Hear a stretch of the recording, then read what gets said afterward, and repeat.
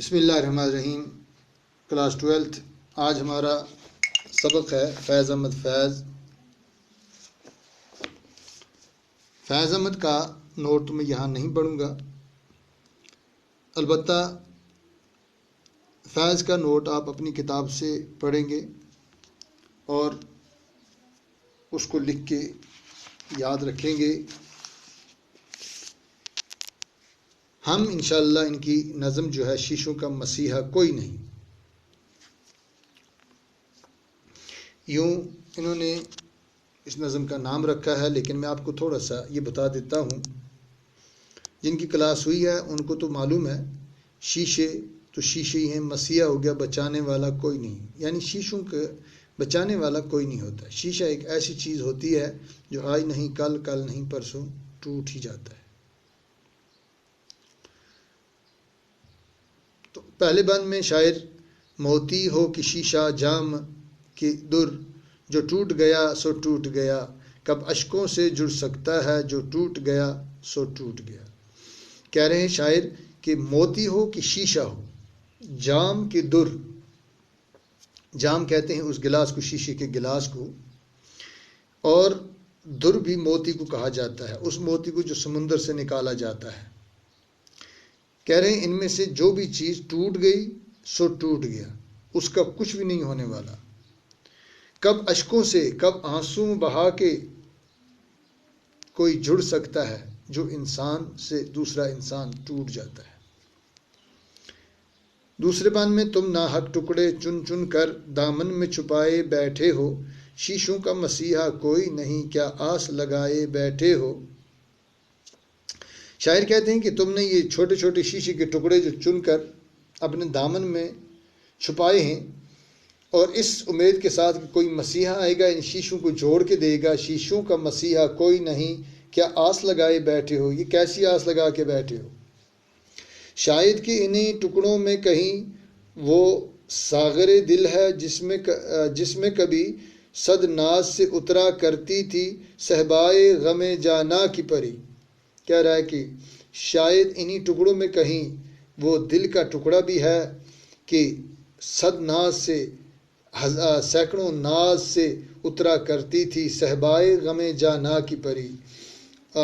اپنے محبوب کی جو غم تھا، اس کی یادیں تھی، اس کی جو یادوں کی پری تھی، وہ اس دل میں اترا کرتی تھی جس دل کے ٹکڑے آج تم نے اٹھائے ہوئے ہیں۔ پھر دنیا والوں نے تم سے یہ ساغر لے کر پھوڑ دیا، جو میں تھی بہا دی مٹی میں مہمان کا شہ پر توڑ دیا۔ کہہ رہے پھر دنیا والوں نے تم سے یہ ساغر لے کر، یہ پیالہ لے کر پھوڑ دیا، اور جو اس میں محبت تھی، جو عشق تھا، شراب، میں مانے شراب، شراب مانے یہاں پر عشق لیا جاتا ہے، تو اس شراب کو کیا کیا، اس عشق کو کیا کیا، اس کو خاک میں ملا دیا، مٹی میں ملا دیا، مہمان کا شہ پر توڑ دیا۔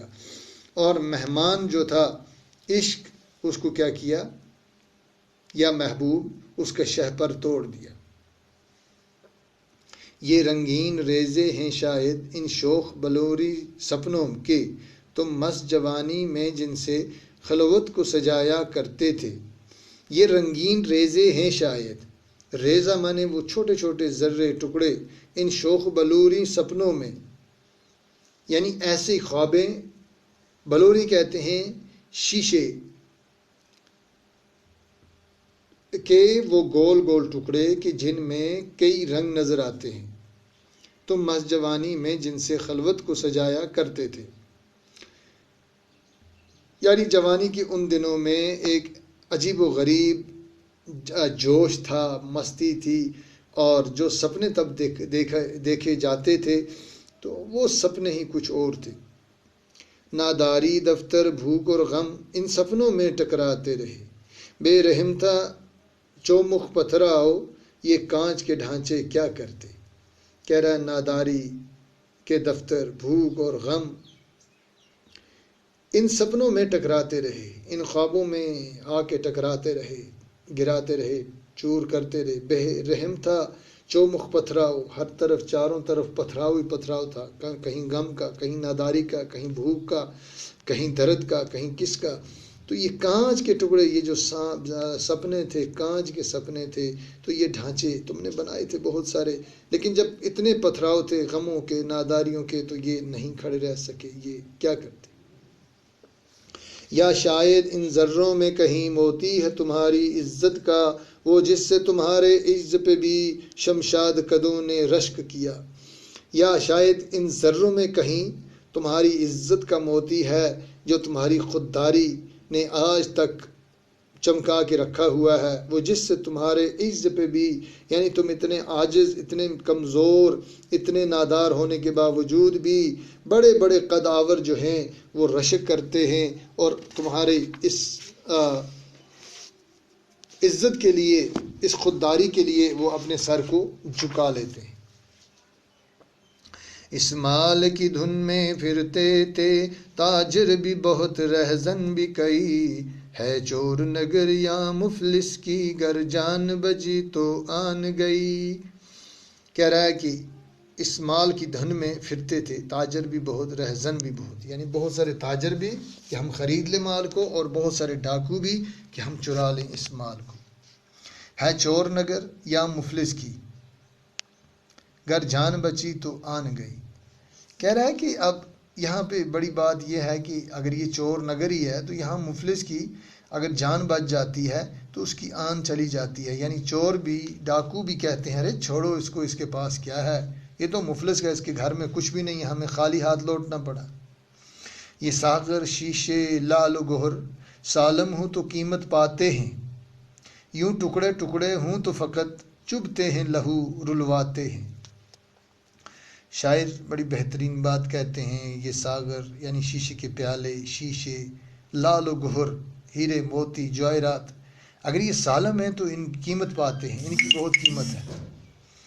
اگر یہ یوں ٹکڑوں ٹکڑوں میں بٹ گئے، یعنی ٹوٹ کر ٹکڑے ٹکڑے ہو گئے، یہ تو چبھتے ہیں اور لہو رلواتے ہیں، یعنی یہ تو لہو بہاتے ہیں اور انسان کو رلاتے ہیں۔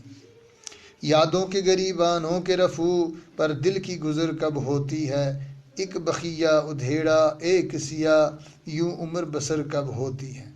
کہتے ہیں کہ یادوں کے جو گریبان ہوتے ہیں ان کے رفو پر دل کی گزر کب ہوتی ہے، یعنی ان گریبانوں کو، یادوں کو کب تک ہم ایک کو بلاتے رہیں گے تو دوسری آ جاتی ہے، ان پہ گزارا نہیں ہو سکتا ہے۔ ایک بخیہ ادھیڑا ایک سیاہ، یعنی ایک طرف ایک یاد کو چھوڑا تو دوسری یاد آ گئی، دوسری کو چھوڑا تو دوسری یاد آ گئی، اس طرح سے کب عمر بسر ہوتی ہے۔ اس کارے گر ہستی میں جہاں یہ ساغر شیشے ڈھلتے ہیں، ہر شے کا بدل مل سکتا ہے، سب دامن پر ہو سکتے ہیں۔ اس کارخانہ قدرت میں یہ ساغر شیشے ڈھلتے رہتے ہیں، ہر شے کا بدل مل سکتا ہے، سب دامن پر ہو سکتے ہیں۔ کہہ رہے ہیں یہاں تو دنیا میں ہر چیز کا بدل مل سکتا ہے۔ آگے کیا لکھتے ہیں اس بند میں، جو ہاتھ بڑے یاور ہے یہاں، جو آنکھ اٹھے وہ بختاور، یہاں دھن دولت کا انت نہیں، ہوں گھات میں ڈاکو لاکھ مگر۔ کہہ رہے جو ہاتھ بڑھے تو اس ہاتھ کو یاور کہتے ہیں، جو آنکھ اٹھے تو اسے بختاور کہتے ہیں۔ یہاں دھن دولت کا کوئی انتہا یا اختتام نہیں ہے، خاتمہ نہیں ہے، ہوں گھات میں ڈاکو لاکھ مگر، لیکن اسی دولت کے پیچھے لاکھوں ڈاکو کھڑے ہوں، لیکن پھر بھی یہاں دولت ہر ایک چاہتا ہے۔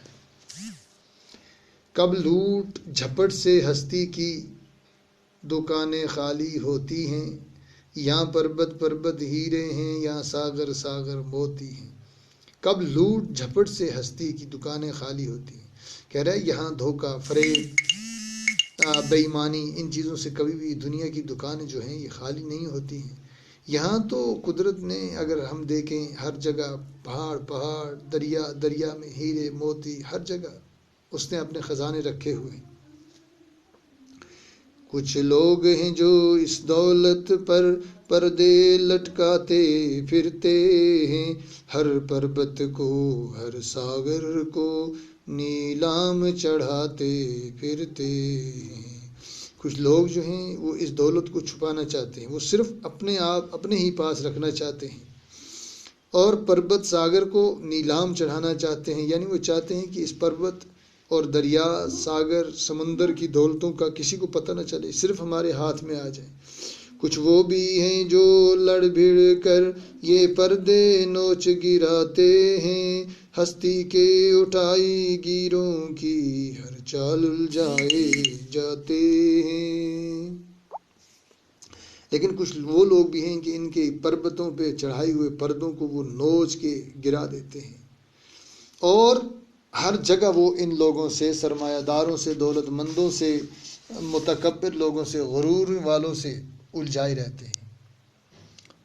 بند 16 ان دونوں میں رن پڑتا ہے، نت بستی بستی نگر نگر، ہر بستے گھر کے سینے میں، ہر چلتی راہ کے ماتھے پر۔ ان دونوں میں آپس میں ٹکراؤ پیدا ہوتا ہے، ہر بستی بستی، نگر نگر، ہر جگہ، ہر بستے گھر کے سینے میں، ہر چلتی راہ کے ماتھے پر۔ یعنی امیری غریبی کا جو ٹکراؤ ہے یہ کبھی بھی ختم نہیں ہوتا ہے۔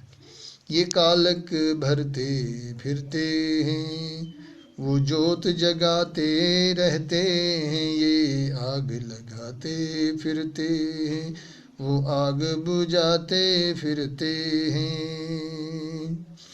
یعنی جو دولت کے لالچی ہیں، ہوس پرست ہیں، ہرسی ہیں، وہ تو کالک بھرتے پھرتے ہیں، یعنی ہر جگہ وہ ایسے کام کرتے ہیں کہ جہاں پہ جس سے ان کا منہ کالا ہی ہوتا ہے، اور دوسرے جو ہیں ان سے الجھنے والے وہ جوت جگاتے جاتے ہیں، جگاتے رہتے ہیں، وہ روشنی پھیلاتے ہیں۔